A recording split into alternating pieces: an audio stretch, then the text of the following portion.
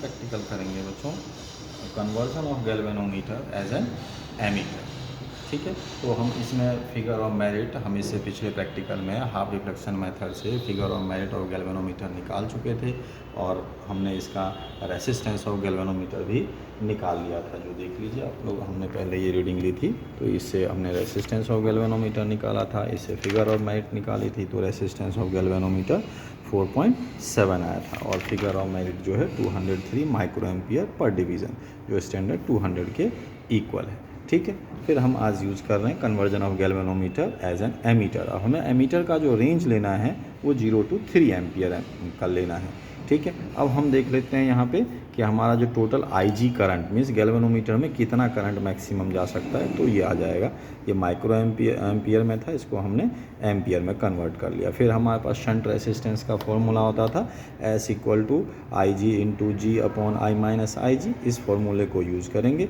अब चूँकि हमारे पास जो IG करंट है वो बहुत स्मॉल करंट है, तो हम इसको ऑलमोस्ट निग्लिजिबल ही ले लेंगे और डिनोमिनेटर में 3 रहने देंगे। जब हम इसको सोल्व करते हैं तो ये वैल्यू आ जाती है, देखिए। तो शंट रेसिस्टेंस जो आता है वो 0.010 ओम राउंड ऑफ करने पे आ रहा है, तो ये रेसिस्टेंस भी बहुत कम है। इसका मतलब हमें कुछ ऐसा वायर यूज़ करना पड़ेगा जिसका रेसिस्टेंस कम होता है। तो हमने उसके लिए कॉपर वायर ही जनरली यूज़ कर लिया है, जो हम लोग कनेक्टिंग वायर के लिए यूज़ करते हैं। देखिए, तो ये जो है ये कॉपर वायर हमने यूज़ किया शंट रेसिस्टेंस के लिए। तो अब हमें पहले इसके लिए निकालना पड़ेगा कि जो वायर हम यूज़ कर रहे हैं उसका डायमीटर कितना है। तो देखिए, ये मैंने डायमीटर निकाला है, हम पिछले प्रैक्टिकल में कर चुके हैं। डायमीटर निकाला है हमने वायर का, तो 65 सर्कुलर स्केल की रीडिंग आई थी, 5 नेगेटिव एरर था उसके अंदर। ठीक है, तो हमारे पास फर्स्ट डायमीटर जो आया इसमें वो नेगेटिव एरर ऐड करने के बाद तो वो 0.70 सेंटीमीटर। ऐसे ही दूसरा भी आया तो 0.71 सेंटीमीटर और तीसरा 0.70 सेंटीमीटर। फिर हमने इसका मीन डायमीटर निकाल लिया, तो ये mean diameter 0.70 centimetre round of में आ जाएगा।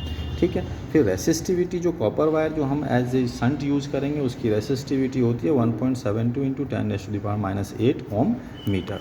फिर हमने ये फॉर्मूला लगाया R = ρl/A। एरिया जो है वो क्रॉस सेक्शन का एरिया होगा वायर का, वो हम निकालेंगे यहाँ से। तो ये शंट रेसिस्टेंस हमने अभी निकाला था थोड़ी देर पहले, वो यूज़ कर लिया, रेसिस्टिविटी यूज़ कर ली, तो हम यहाँ से लेंथ निकाल लेंगे। ठीक है, तो ये कैलकुलेशन करने के बाद आप यहाँ पे देखते हैं ये कैलकुलेट कर रहे हैं हम लोग। तो ये कैलकुलेशन करने के बाद ये वैल्यू आ जाती है वायर की, ये मीटर में आई थी, इसको जब आप सेंटीमीटर में कन्वर्ट कर लेंगे तो 22.36 सेंटीमीटर। ठीक है, इसमें से हम 2 या 3 सेंटीमीटर एक्स्ट्रा लेते हैं जितना आपका कैलकुलेशन में आए, ताकि वो वायर को हम यहाँ पे जब टाइट करते हैं तो वो पोर्शन और रेसिस्टेंस में काउंट नहीं होता है। तो ये 24.36 आया, जिसको हमने राउंड ऑफ में 25 सेंटीमीटर का हमें वायर चाहिए जो एज ए शंट यूज़ होगा। ठीक है, और हम यहाँ से वेरीफाई करेंगे इसको। तो देखिए, इस सर्किट हमने ड्रॉ कर लिया है पहले की तरह ही। ठीक है, अब ये एक एमीटर लगा दिया हमने सीरीज़ में और यहाँ से ये शंट रेसिस्टेंस कनेक्ट कर दिया है। और अब यहाँ देखेंगे, इसको मैं ऑन करता हूँ तो देखिए दोनों 0 पे है। ठीक है, देखिए एमीटर में भी 0 दिखा रहा है, गैल्वेनोमीटर में भी 0 दिखा रहा है। अब हम क्या करते हैं, हमें यहाँ पे ये नहीं देखना है कि हमने इसका कितना रेसिस्टेंस निकालना है, क्या करना है। हम ये देखेंगे कि इसका रेसिस्टेंस ऑब्वियस सी बात है कम करते चले जाएंगे तो इसमें भी करंट फ्लो होगा, तो जितना करंट इसमें फ्लो होना चाहिए उतना ही इसमें फ्लो होगा। ठीक है, और नहीं आ रहा है तो वेरिएशन निकालेंगे। तो मैं इसका रेसिस्टेंस कम करता जा रहा हूँ। जैसे देखिए, ये मैंने कम कर दिया, एक डिवीज़न इसमें भी आया है और एक डिवीज़न आप देख सकते हैं एमीटर में भी आया है। तो ये जो है ये गैल्वेनोमीटर का डिफ्लेक्शन है 1। अब मैं लीस्ट काउंट निकाल के इसको सोल्व करेंगे। और एमीटर में भी आया है 1 डिवीज़न और 1 डिवीज़न।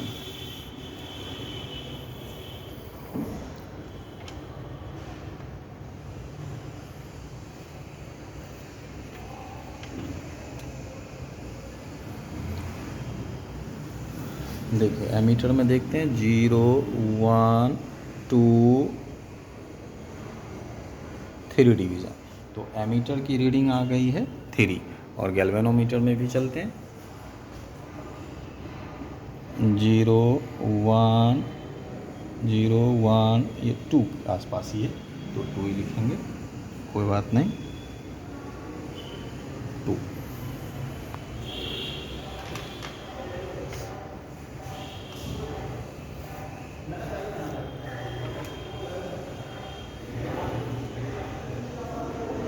देखिए गैल्वेनोमीटर की रीडिंग आ गई है 6 और गैल्वेनोमीटर में डिफ्लेक्शन आ रहा है 6 और एमीटर में डिफ्लेक्शन आ रहा है 5, 6, 7, 8। एमीटर का डिफ्लेक्शन आ गया 8 और एक 2 रीडिंग ले लेते हैं। सारे काम आज कर लोगे। और एमीटर में डिफ्लेक्शन आ रहा है 10, 15, 16, 17।